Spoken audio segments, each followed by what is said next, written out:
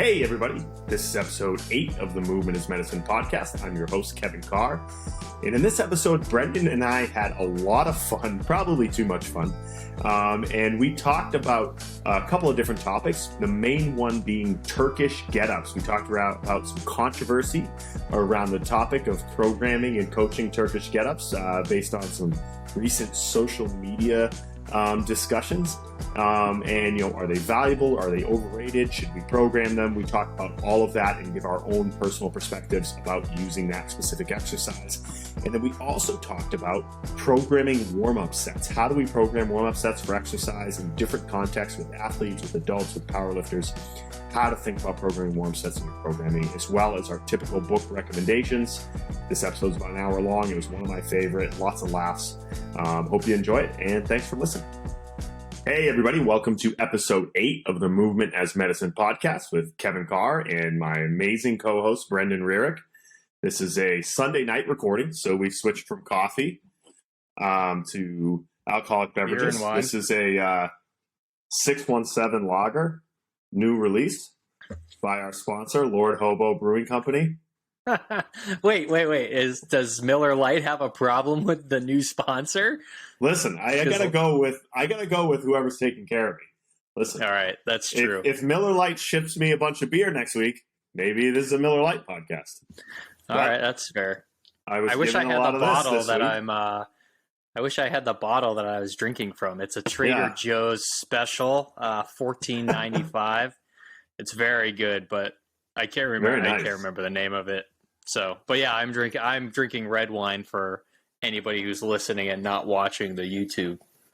Well, it's good to see you. Brendan is fresh back from a weekend in Tahoe. My weekend was not nearly as exciting as yours. So, did you enjoy yourself out there? All your limbs are intact?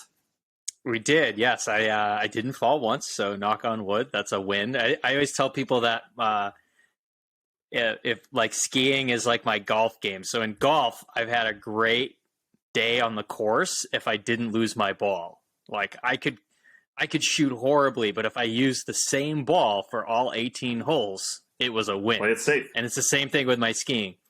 If I don't fall once, it was a great day skiing, whether the conditions were horrible or I only skied the bunny hill.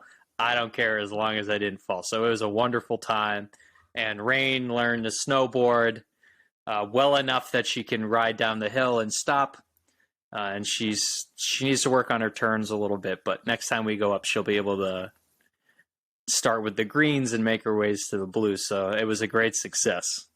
Very good. I made it. I made it here Sunday at 5 p.m. Yeah, I'm impressed. That's what's nice living where you live. You could shoot out to the mountains, and now you're back in sunny California, just like that. Yeah. Just like that. Yeah, it was 75 here in Brentwood today, and I was on a mountain late yesterday. The weather continues to suck in Boston, so I don't want to hear it. So, well, we got some good stuff on tap for this week. I think we tried to this week kind of make it a current event-based podcast, as there was a big kerfluffle in the strength and conditioning community. Drink to kerfluffle. Cheers. That's a good vocab word. That's a great vocab word. Just so everybody knows, we play a game that if you use a really good vocab word, so what's a good vocab word? It's a word that you could have picked something easier, but you chose the more difficult word, or a word that you're not used to using, like kerfluffle. You have to drink the kerfluffle. So yeah, and I mean we drink anyways, but there's a big kerfuffle over Turkish Get-Ups. If you follow any social media regarding fitness or strength conditioning, and it really kind of based out of a men's fitness Instagram post, very kind of clickbaity in the way they did it, where there's a lot of like red X's and things, and it essentially said like Turkish Get-Ups are overrated, or you shouldn't program Turkish Get-Ups because for a variety of reasons. Not a great exercise, hard to coach, technically difficult to learn, not a lot of bang for your buck, so to speak, I think was kind of their overall message. And it was definitely one that they put together to get engagement. And if that was the goal, they were very successful. Because if there's one thing to bring the kettlebell mafia out in full force, it is to say something bad about the all-holy Turkish Get-Up for the kettlebell community, because I think there is nothing that they hold in a higher regard than the Turkish Get-Up exercise. And so the reaction to that was very strong from the kettlebell people, in which there was a flurry of posts from pretty much everybody in like the kettlebell syndicate, as I would call them, freaking out at Men's Fitness for saying it was an overrated exercise. And I just thought it was a really interesting thing to watch, because I try to position myself on the outside and watch these things take place. It is very typical fitness community where somebody has a not very nuanced opinion about something, and then the opposite side responds with a also not very nuanced opinion in retaliation. And it's two groups of people just kind of screaming into the void about an exercise of all things. And so I think it highlighted a couple of things that we wanted to talk about today. One, something we've talked about before, like the clickbaity nature of social media, but then also people's emotional attachments to exercises, which I think are always very funny. And then kind of where do we stand in the middle? Like what is our perspective on the whole thing? So it was very funny to kind of observe. So we figured it'd be a good current event topic for us to discuss here today. Yeah, the answer, is it overrated, is yes and no, right? So the better question would have been, is it overrated for who? And I could tell you right now, and we've done this at MBSC before with group training, the Turkish Get-Up is not a good group I like training. that you called it a get-up. Like you sound like you're from the South. Get-Up. A get-up. Giddy up. The Turkish Get-Up is not a good exercise for group training. The amount of time that it takes to get somebody competent at this drill is not worth it over an hour training session. Also, not everybody is able to get up and down off the ground easily, which takes a lot of time. But you know what they're going to say if you say that, right? That's why you need to do it. That's why you need to do it. Yes, I understand that. But if we're going to go back to this minimal effective dose idea, if I can get the same outcomes or results from doing other things that are easier to do, simpler to teach, and better for the group as a whole, I'm going to do those things instead. And that means that for me, the Turkish Get-Up takes a back seat because it is difficult to teach. The amount of kettlebells that you need from a weight perspective, the complaints that you get, and then the amount of, if there's one of me and 12 people in front of me, it is not a good exercise in that regard.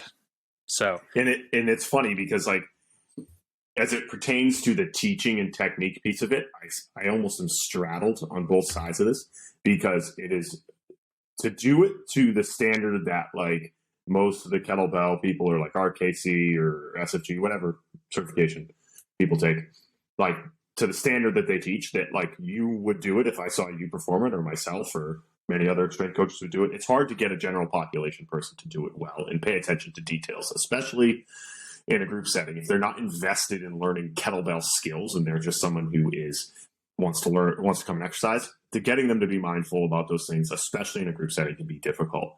And so if that's the standard that you want to keep it to, it's very, very difficult to coach like 10 or 12 people at once, who are all beginners, especially. But on the other side of things, and I posted about this like a couple weeks ago, coincidentally, that, like, I'm not really a stickler for how people necessarily do a get-up. Yes, I have them roll and I have them post, I have them lift, but I posted a video of Stu and Nancy doing get-ups with, like, those medicine balls with the handles. And yeah, I'm sure Pavel would have looked at it probably disapprovingly. But I mean, it looked pretty good to me for two people in their 80s. And, like, my expressed goal was, like, I just want them to be able to, like, pick up their body and then get back down. And we don't even do a full get-up. Like, to give you context, most of the time in a group setting, because we do sometimes put them in groups in MBSE, we just do them to the bridge. I think 90% of the value in that exercise is probably the roll in the bridge and then go back down, especially because once they start stepping underneath, that's where they get all screwed up. And so for me, as far if the goal is, hey, I want to help these people be able to get up out of bed in the morning or get up off the ground if they have a fall, the roll to the bridge probably gets you there for most people. So I kind of go back and forth because it's easier to teach if you're just like, hey, I want you to put the weight in your hand, roll your elbow, post, and lift. Then probably a little bit easier. But if you're really going to pick apart every little piece, then it becomes exponentially more difficult to teach. And so I know the real kettlebell type people really are sticklers for that, and I get it, especially if you're going to pick a big weight up over your head. That really matters. But the average person in a group setting is probably not going to do that, nor do they really care about doing that, right? They really probably just come because they want to feel a little better or get in shape or whatever, and we're going to give them tools to do that, and maybe that isn't the best tool in that setting to get that job done. Just taking notes. Yeah, over here. I'll kind of keep going while you're writing the notes down. The other thing that kind of men's health thing post kind of touched on was how it's kind of a general exercise, right? The thing about good general exercises, like the Turkish Get-Up is a really good general exercise because it develops a lot of qualities to a low or medium degree, right? They'll tell you how great it is because it does all these things, right? It helps with your thoracic mobility and your shoulder mobility and your shoulder stability and your core strength and your shoulder strength. But it's not the best at any of those things, right? It's really good at doing all those to a low degree. So I find exercises like that are great warm-up exercises. Like I like a Turkish Get-Up in a warm-up and as a movement prep because it helps you start to prep all those qualities to a low degree. But if you wanted to build the strongest shoulders possible, an overhead press would probably be better. Or if you wanted to build the strongest legs possible, split squat, there is some lunge qualities in Turkish Get-Up, but a lunge or split squat would probably be better. If you wanted to focus on solely training your abdominal exercises, there's a whole bunch of ones that are isolated abdominal exercises that might develop those better. And I could keep going on any of those qualities. But what I think a lot of the people who say, I don't like Get-Ups, say it because of that reason, because they think about developing a specific quality to the maximum degree, and that exercise might not be the best for that. That exercise is really good at making you better at Turkish Get-Ups. And so that's the other thing, if you look at the kettlebell community's perspective, is they really care about developing kettlebell skills. And if that's what you want to do, you should definitely do Turkish Get-Ups. It's just like the powerlifting people who get upset when we say we don't back squat. They're like, well, the back squat's great. I'm like, yeah, if you want to get good at back squatting, it's a really, really good tool to do that. And you should do that then. And so it's the same thing. And it's funny because it's the two crowds of people that typically argue about these things are saying the same things from their own side of the fence, right? Like it's the powerlifting strength athlete community who are like, oh, Turkish Get-Ups are useless or dumb. They don't really develop those qualities to a high degree. They're the same people that get mad when we say we don't back squat for the same reasons. And so it's just really funny to me when you kind of take a higher level view at it. You're like, they're just tools, right? And so we could work any of those things into our programming at the right time, at the right place. So when people get emotionally attached to, a certain exercise, it just seems kind of weird to me. But I get it. I think with the kettlebell community, there's a strong tie to those exercises that they do to graduate from RKC or SFG, right? Because there's a lot of work and money that went into getting that certification. And so there's probably a connection emotionally to those things for them. But when it comes to programming for other people other than yourself, you probably need to push those things to the side and choose tools that might be better fit in those circumstances for that client. All right. So I wrote a lot of notes down while you spoke. Good. And I'm going to start kind of randomly here. Now, this is the same thing I think about the windmill exercise. The kettlebell community loves to do the windmill exercise. I love it for myself. Teaching it to somebody who doesn't move very well, who is most of the people that are going to pay us for training, or athletes who don't have great attention spans, the windmill is a poor choice for a large majority of the people who pay me money to train them. It's a great drill for hip hinge, side bending, side strength or lateral core strength, shoulder stability. Like you said, there's a lot of great things that come with it. It's just really difficult to teach. You have to have a lot of moving parts that go into that to make it, to get out of it what you want. And as you mentioned, it's a wonderful warm-up drill. But windmill and TGU just make you better at windmill and TGU. Like there's not like the qualities.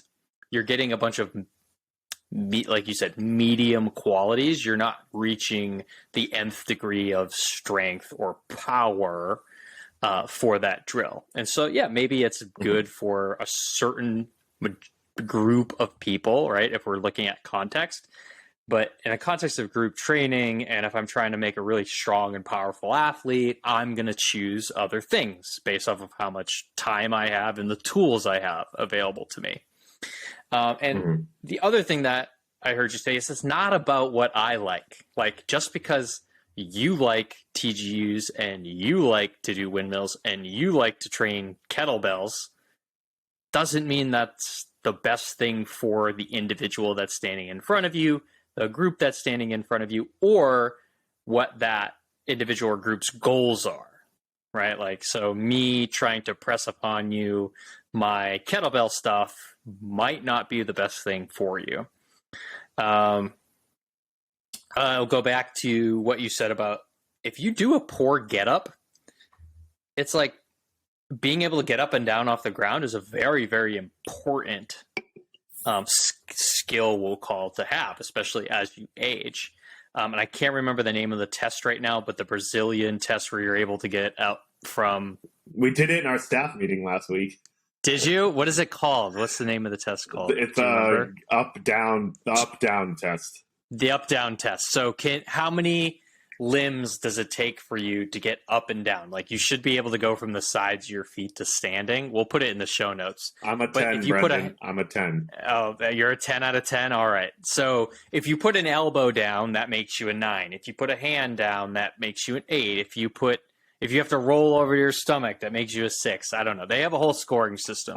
So it's funny. Mike played the video of the guy talking about it. I don't know why this came up, because this was something that came up a few years ago. It was a strengthcoach.com post, actually, that Charlie Reed made about training the general population.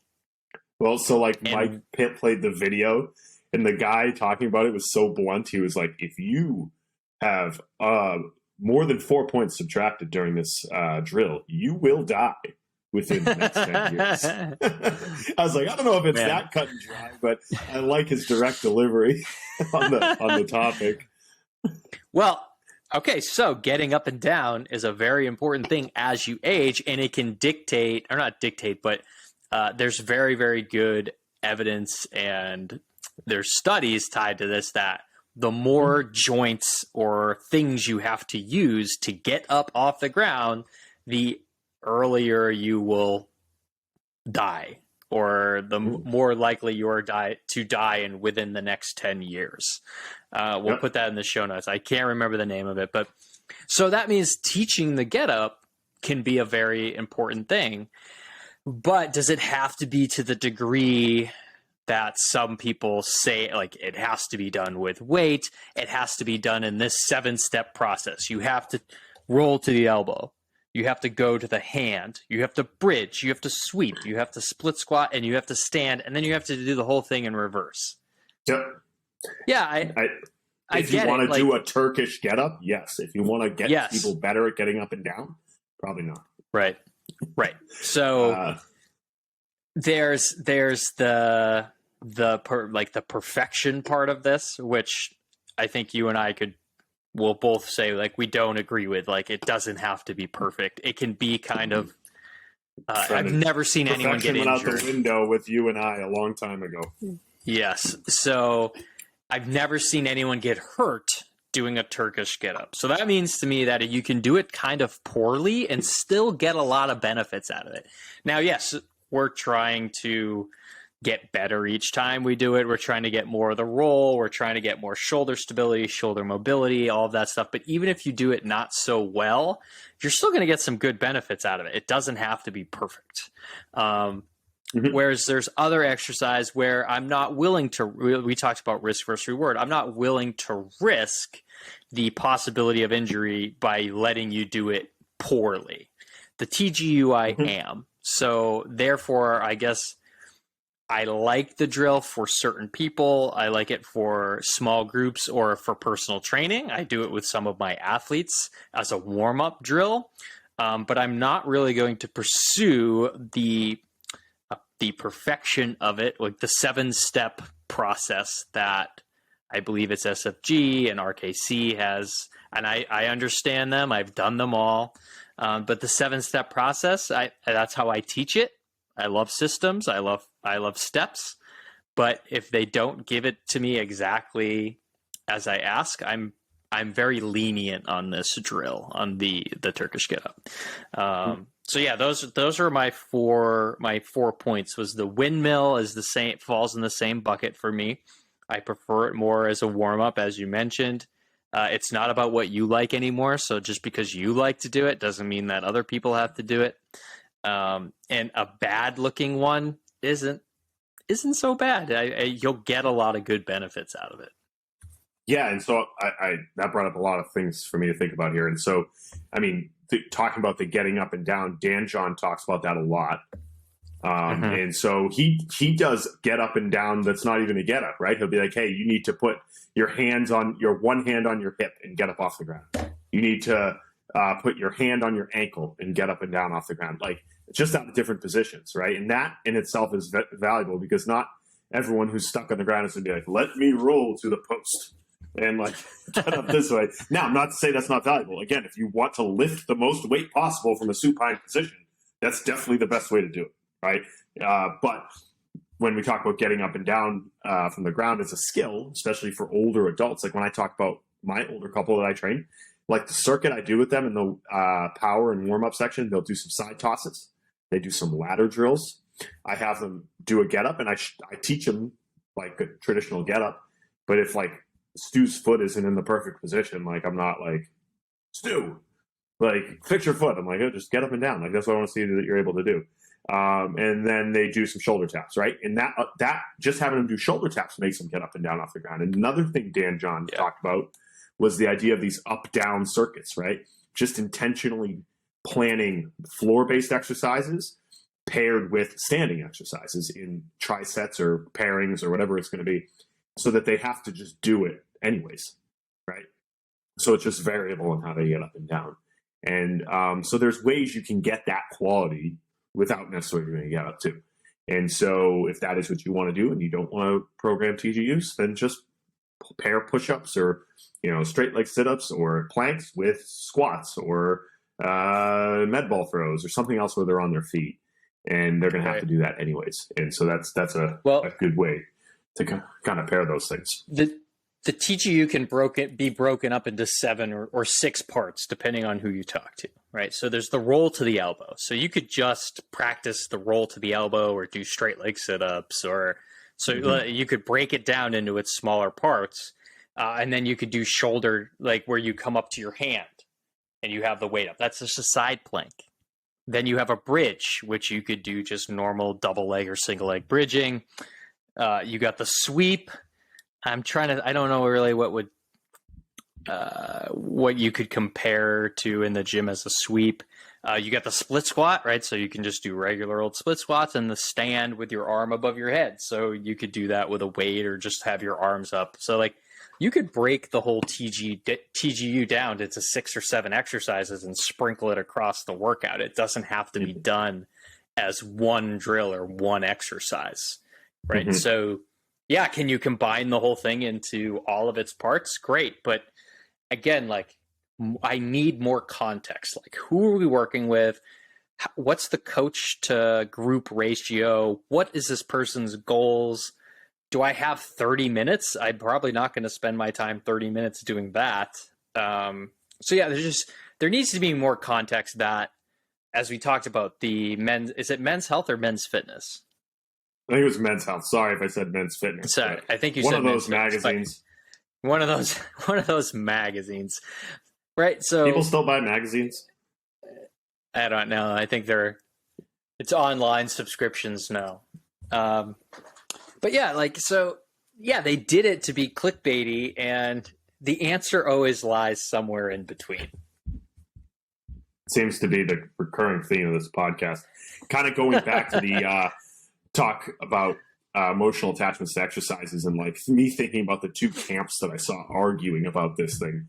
It's just so, again, funny to me, because whenever they highlight why you should do exercise X, whatever it is, they always like talk about or show examples of someone who's like a fitness person or a trainer doing the exercise, or the people arguing are people who coach people online or train other people who are trainers. And so the problem with that is your perspective on what the average client likes to do or can do well or has the attention span to learn is kind of slanted, right? Like the people who are like, oh, like we want to load heavy get-ups. The average gym goer probably doesn't want to do that, nor has the attention span to learn that. The number one complaint, the fitness professional does. Yeah. The number one complaint we get about TGUs is it hurts my wrists. Right? So if I got somebody pay me $100 an hour, I ain't going to make them do shit that hurts their wrist. Like, yeah, I get it. You can buy a wrist strap. Like, you can tell them to suck it up. But again, think about this from a customer service perspective, right? Trainers are totally cool with beating themselves up. We're all sadists in some sort of sick way. Like, the only way you can enjoy training people is to watch other people be in pain and suffer and know that it's going to make them better. Like, that's part of our job. So therefore we like to torture ourselves. But just because you enjoy the pain of a heavy kettlebell on your wrist doesn't mean that little Johnny or grandma or your client that's paying you $100 whatever per hour likes that, right? You do, but they don't. Yeah. And so, but it's the same thing with the powerlifting crowd, though. Like, they're like, oh, no, like this heavy back squats are great. Yeah, because you like them. But the majority of clients don't really care to do that. In my experience, most of them are like, I mean, if we could just do something different, I'd do that. So, you know, it's always, the perspective is important. And so I always tell people, like, go look at an average group of people who show up to train. They're probably 40 to 60. They probably train twice a week for an hour each. And they probably have a myriad of injuries that they brought back in to train with them. And their attention span to what you're doing isn't that great. So, like, we have to find tools to get the result we want with the minimum effective dose, again, and the easiest path to getting it done. And then you have those all-star clients, those people who really take a like to training, right? And like they read articles, they come to you and they ask questions. That's not going to be the majority of people. Those are your all-star clients. Those are the people you post on Instagram. Those are the people that you use as your examples, but that's not the majority of people. So, again, context is really important. And so, like, for instance, like we used to do a lot of get-ups, like you, me, Marco. I remember, like, we were like, all right, who can do a get-up with the 40? We all worked until we could do a get-up, like, with the 40 kilo bell. And that took a lot of work and a lot of attention, a lot of, like, time to get to that. Most people don't really have that as a goal or don't really want to work to that as a goal. So, you know, again, context is important there. So it was just a really funny kind of typical fitness social media experience that I got to witness, like, over the course of a few days, because it started with the typical, like, clickbaity type post, which is a problem in and of itself because there's no context. And then the response, which was like overwhelmingly like, the Turkish Get-Up is amazing, was equally out of context as well. So it's just, it just shines a light on what is a symptom of the overall fitness industry and how we discuss certain topics. So let's talk about the clickbait part of this real quick. Now, here's the problem with you and I being middle of the road and saying you're a centrist. It's both overrated and underrated, right? So guess what? Nobody's going to click on our shit to listen to it. The people that click are the ones who, right? There's nothing cool about being in the middle and being rational. Nope. It's really cool to take a stance that that one segment of the group doesn't like. And then putting your foot down and sticking with your stance and fighting the other stance. Nothing ever comes of it. Nobody's mind is changed. And it's a two-party nobody system, is held. Brendan. Have you ever seen an independent president? Don't get me started. There's these polarizing ideas that get people to click on your stuff and to engage in conversation. And maybe our podcast would do better if we would make stances like that. But for some reason, we always end up on episode 8. We are ending up somewhere in the middle. Yep. Yeah. Maybe we should be more controversial each week. And I guess it's a good reminder, like when you look at social media, especially from something like it was Men's Health, like their job is to sell magazines and nobody's buying magazines. So their job is to sell online subscriptions. Their job is to get eyeballs. So like they're going to put up content like that is going to, I bet that's their best post. As pissed as a bunch of people were, there's month. Equally as amount of people who were like, yes, I love this, right? And so for them, it doesn't matter if it's positive or negative. They had eyeballs. And so, again, remember when you're on social media that, everything that you see, for the most part, is being done to get attention for something else. That includes us. I want people to watch this podcast. I want people to go to a CFSC course. I want people to subscribe to NBFC TV. I think they're great products, and I believe in them. But everything on social media is curated. And so if you get upset by what you see somebody doing, realize that it's going to be curated to get that response from you, whether it's positive or negative. Yeah, as you said, we're here selling too.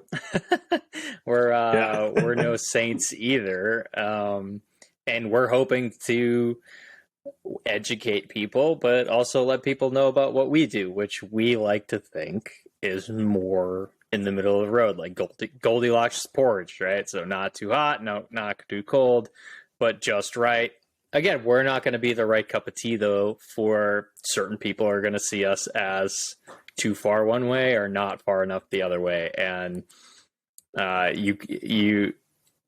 it probably took me 10 years, honestly, to realize that you can't make everybody happy. So for the first 10 years of my career, I spent a lot of time trying to win everybody my way and change my tone, my opinion, my whatever to fit each individual, to try to get them to agree with me or to like me or to buy into my philosophy. And I guess I've maybe maturity or experience. I've realized that like this, you shouldn't agree with everything on this podcast. You shouldn't agree with everything that Kevin and I say. I mean, it's just us discussing what we think and believe, what we've seen, and then you're left up to make the judgment for yourself, whether or not you agree, or maybe it just makes you think or revisit maybe other things that you used to believe. That's really the goal of the podcast, but also why we are probably so middle of the road is because we understand that and I would say it's mostly from our teaching, specifically for the CFSC, but doing a lot of mentorships, is that a lot of the answers come down to context. So how many people are you training at a time? Are you doing group training? Are you doing personal training? Are you training athletes? Are you training people 40 plus? Like, that's going to change my answer depending on more of the context. And a lot of these articles don't supply any of the context. They just make a hard stance to try to get people to buy a subscription or to get more views on whatever it is, whatever platform it is that they're on. Well said. I wanted to note that I switched my beer.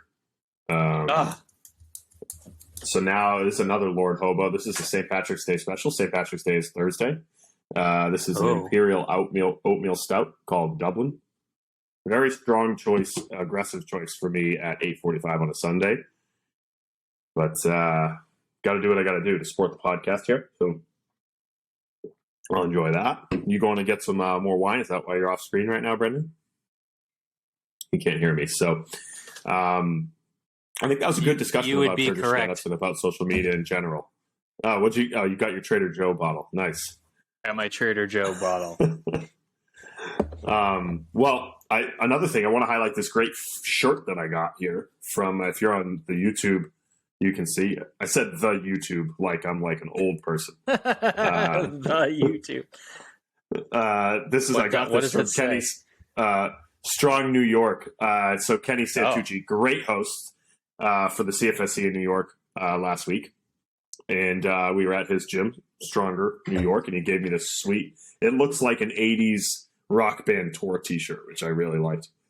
So, yes, it does. I thought it was like a Korn. I thought it was like a Korn or a Slipknot t-shirt. What if I had a Korn t-shirt on? That's what it looked like. It's awesome. Oh my God. Yeah, so he's got great merch. I went to his gym and I was like, oh man, I got to step my merch game up because it's pretty unbelievable stuff there. You know, tell me you're a millennial without telling me you're a millennial. You just abbreviated merchandise to merch. Well, that balanced off me saying the YouTube. So this is true. You went from one generation to the other quickly. Yeah. So, well, this will go on to our next question here. So I got a great question just about warm-up sets and how do we program. So I had a guy, Jethro Bartlings, who's from Canada. He did a CFSC with me years ago in Winnipeg, actually, when I was up with Megan Pomeranski, and he sent me a message. He looks at our programming on MBSC TV, and he said, like, looking at your program, I don't see a lot of warm-up sets programmed in. Do you guys program warm-up sets? And if so, how do you program them? And to give you context and how he saw that, is like, we share our programs on MBSC TV. Everything we do, we put on there. And typically, if you're looking at our group programs, there's no more than 3 to 4 sets of exercise that are pre-programmed in. Never more than 4. Sometimes with cleans, we have 4 sets of 3. Sometimes with deadlifts, we have 4 sets. Or bench, there might be 4 sets. But other than that, it's like 3 or 4. And so I think his perspective in looking at it was like, are those all working sets or are those warm-up sets? And to give you an idea, it might be deceiving to some people. We really only do 1 or 2 real work sets per exercise per workout. And so there's always warm-ups. In fact, the majority of what they do might be workup or warm-up type sets in a program. And so, like, for instance, if someone was bench pressing and they were going to end at like 265 for 5, they might do 185, 220, and 265. Or, they might do, if they're going to deadlift 405 for 5 and they have 4 sets, we might have them do like 275, 315, do a 405 on the 3rd set, and then decide, was that easy? Was it hard? Do we stay at 405 and get a second work set? Do we go down or do we go up? And so it allows us room to work. But we're really only doing 1 or 2 work sets an exercise. And I think the where the disconnect sometimes is with people is they think we're doing like 3 or 4 hard work sets an exercise, and we're really only doing 1 to 2 like real heavy sets. And that's really, in truth, probably all you need, especially with athletes, to continue getting them moving forward when considering all the competing demands they have outside of the weight room. So the other thing you need to remember as well is we're doing a warm-up before we warm up for we'll use barbell exercises, right? So I'm not getting to the gym and going right to my bench press. Like, we're foam rolling, we're stretching, we're doing dynamic, we're doing motor control. We are doing a dynamic warm-up. We're throwing med balls and jumping and doing our plyos. Then we are going to the lift. So we're warming up for 20 to 25 minutes before we even touch a weight. Mm-hmm. So for example, I have the football team that I work with, and we do 5 sets of 5 of everything. And the reason why is because there's one of me, and right now in the off season, there's 40 of them, one of me, 40 of them. We only have really access to barbells and racks and platforms. Like, we have dumbbells from 5 to 100, but only one set of each. So we don't have enough dumbbells. We don't have enough equipment. I don't have enough coaching. So we do 5 sets of 5, Bill Starr's method, and we go light, medium, heavy, and then we do another heavy set based off of that 4th set. So, for example, if we're going to use the bench press, light would be 95 for 5, medium would be 135 for 5, medium would be 155 for 5, so a little bit more. And then the heaviest, or the heavy set, we're going to go 185 for 5. And so and then I'll ask on a scale of 1 to 10, how easy or hard was that? So if it was a 5, we'll probably go up to 195 or maybe 205 for the last set. If it was a 9, we're going to stay at 185 again. So I let my 4th set on a 5x5 Bill Starr method dictate what the last set's going to be, and I just use an RPE. Most people have a relative RPE scale, and it's pretty similar for everybody. Some people it's going to be different than others, right? So my 4 is different than your 4, which is different than somebody else's 4. But if it's a 5 or less, I'm probably going to go up. If it's a 5 or more, I'm going to stay at the same weight.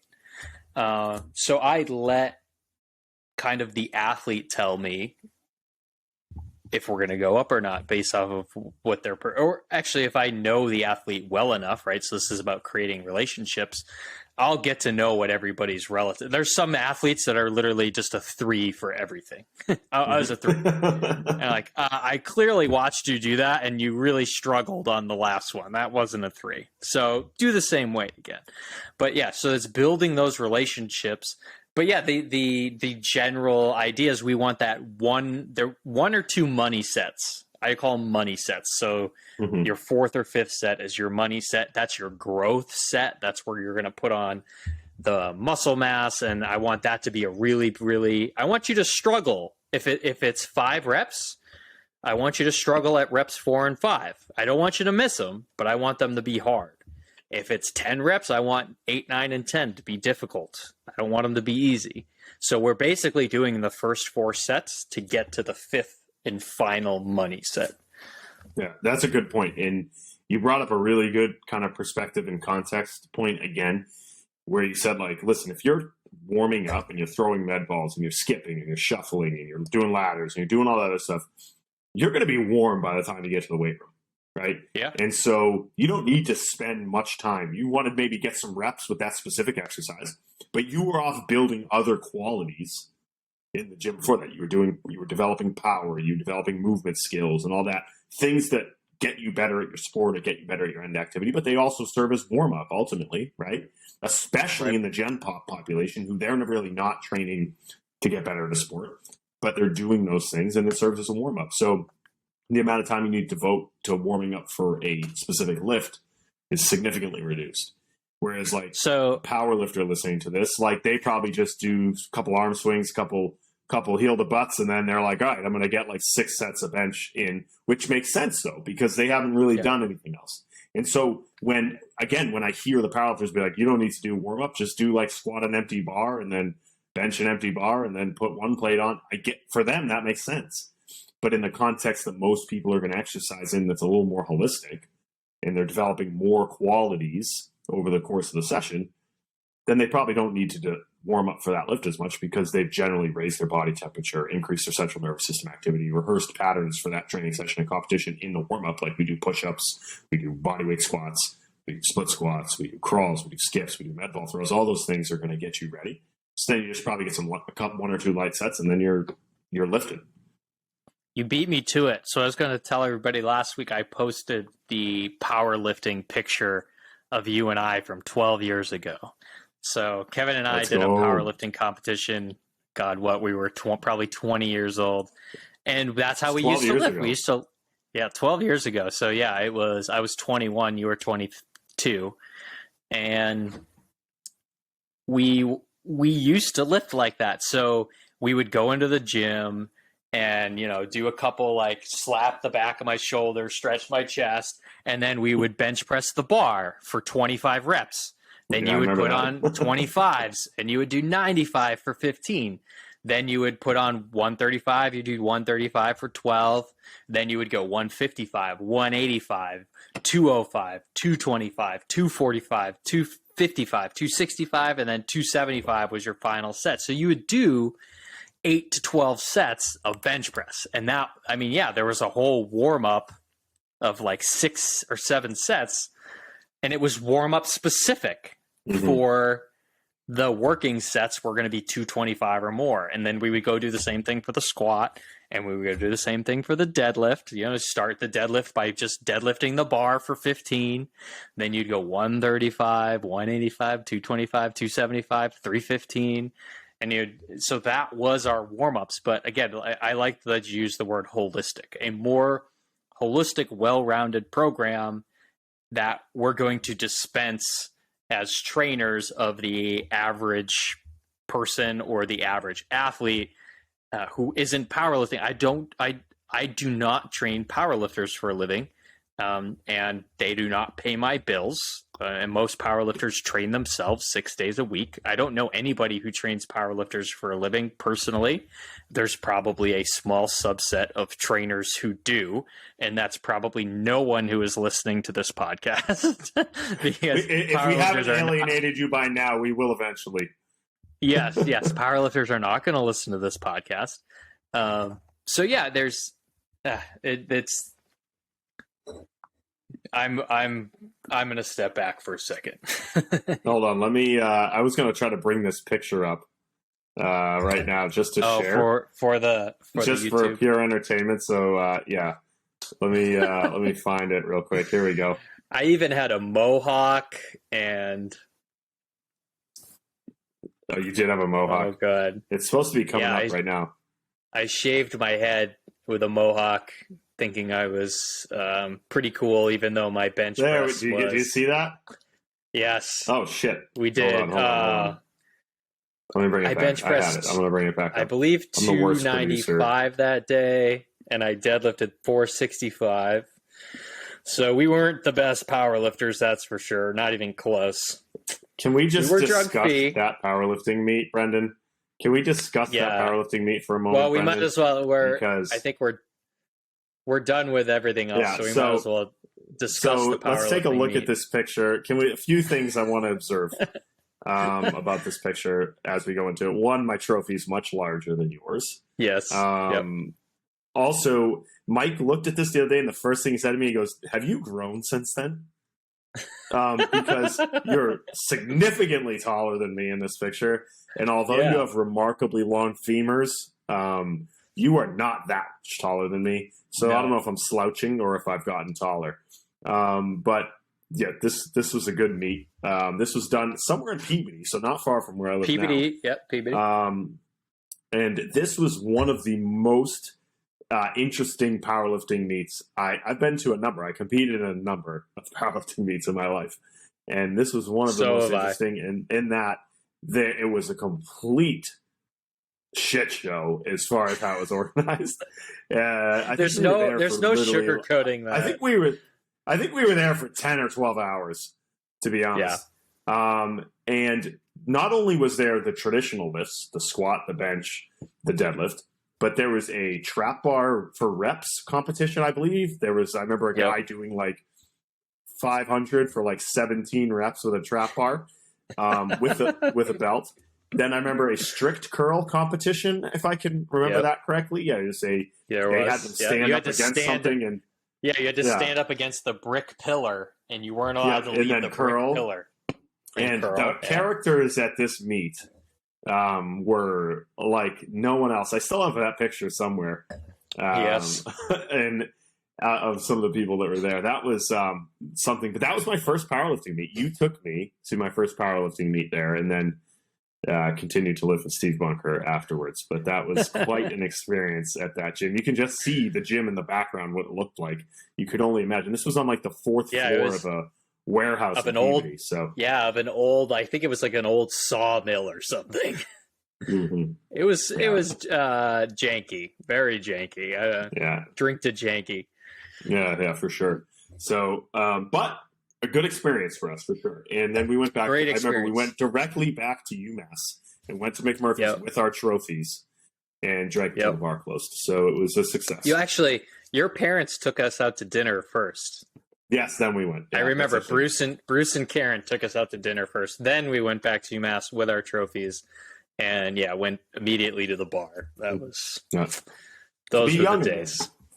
For the young. Well, all right. What's your book recommendation? I have this one right here. This is I had this.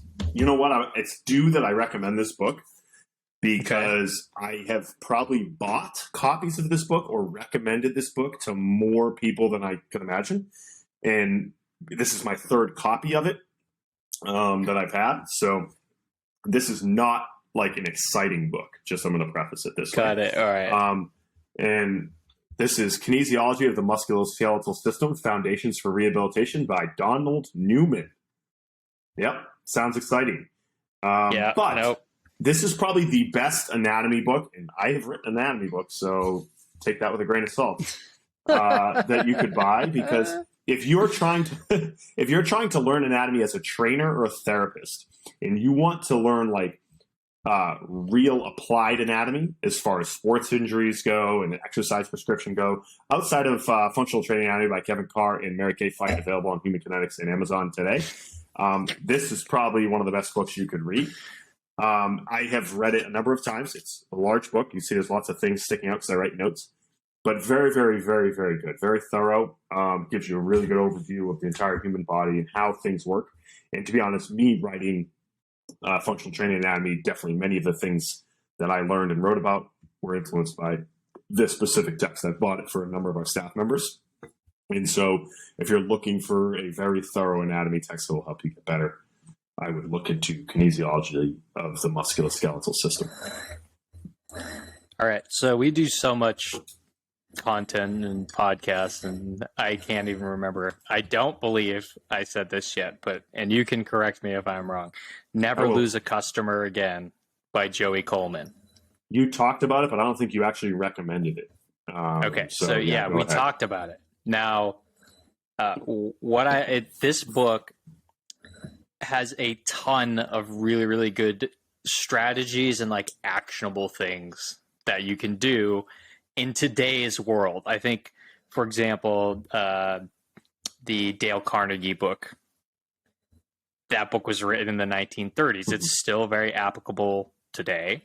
But if you want like today's, like how to provide an incredible customer service, it's Never Lose a Customer Again by Joey Coleman. And he goes on.